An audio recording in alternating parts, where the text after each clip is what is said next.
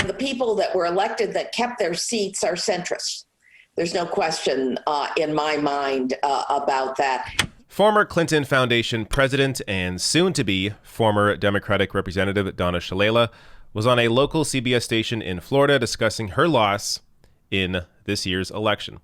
Now, while doing so, she claims that centrists all won their races, that there's no doubt about that.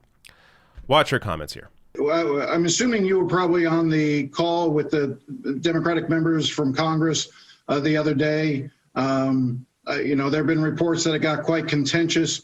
Do you see this now turning into a internal fight within the party in terms of whose voices need to be more dominant, whether it's the AOC Bernie Sanders wing of the party or the more moderate wing of the party, the more conservative wing of the party? What kind of a reckoning do you think takes place, and how do you think Nancy Pelosi will manage it? The way she's been managing it from the center. And the people that were elected that kept their seats are centrists. There's no question in my mind about that. You cannot accuse 3 or 4 people of turning over these seats. At the end of the day, it was far more complex than that. And some of it is our ability to message correctly and to validate, but a lot of it is going to be policy from my point of view. And we've got to demonstrate that at the end of 4 years or the end of 2 years, that we've been tougher and we've delivered on these issues that people care about. All right. What Donna Shalala says here about centrists winning their election is not true. I'm not sure if she knows or not, whether she's lying or not. Regardless, what she said is factually wrong. And I'm going to show you that in a second. First, I want to give credit here to Case Study QB. He found this clip, shared it online. So follow Case Study QB if you're on Twitter. He often posts clips like this. Let's first go to, the replies to this thread were fantastic. So I'm not sure who exactly put this together, but I'll give Chris Jeter here some credit. But this goes through the losses in the House. And did these Democrats that lost, did they support Medicare for all or no? And did any Democrats that support Medicare for all, did any of them lose their election? Well, I'm not going to read through all these names. You can see them here. But you can see support Medicare for all at the top. If the answer is no, guess what?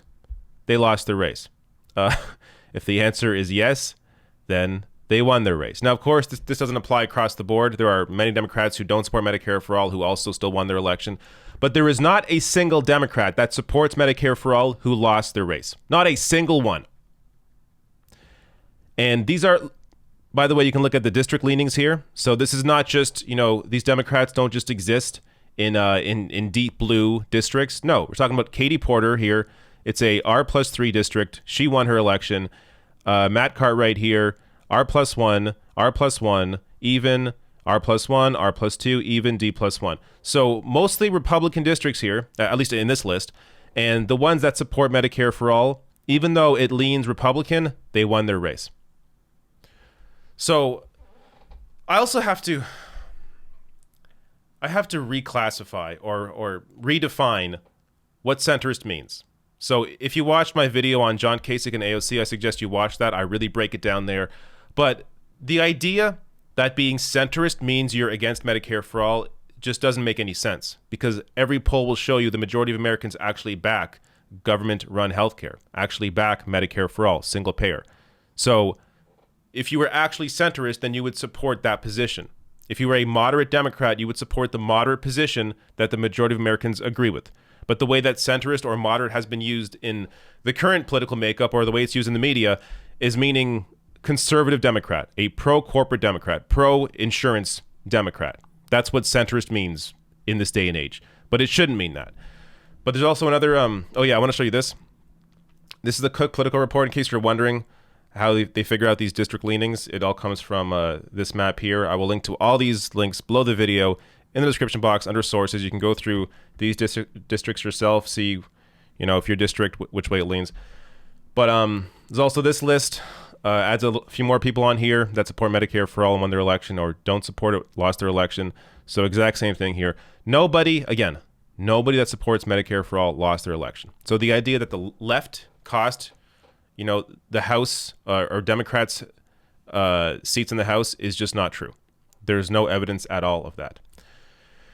And anyways, the same information over and over again. But again, Aidan Smith here breaks down many of the losses and how none of these people support Medicare for all.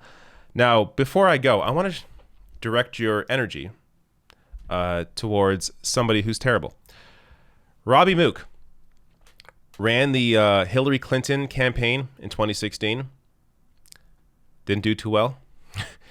Guess what? He got to fail upward. After failing with the Hillary Clinton campaign, the DCCC hired him. Sunrise Movement here on Instagram saying, meet Robbie Mook. He was Hillary Clinton's campaign manager in 2016. He was hired by Nancy Pelosi to run House Democrats' PAC in 2020. But losers want to blame the Green New Deal for their losses. So, yeah. Robbie Mook here. This is how this whole process works in the Democratic Party. The whole consultant class. If you fail, if you keep on losing, it doesn't matter. You got buddies.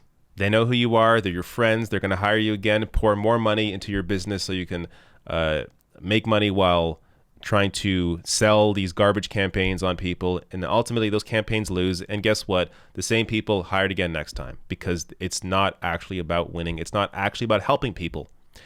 It's about money. And one more comment on that. Ryan Grimm, journalist here, tweeted out, the Democratic super PAC in charge of House races is going to face serious questions about how it lost seats when projected to pick them up. House Majority PAC's president is Robbie Mook.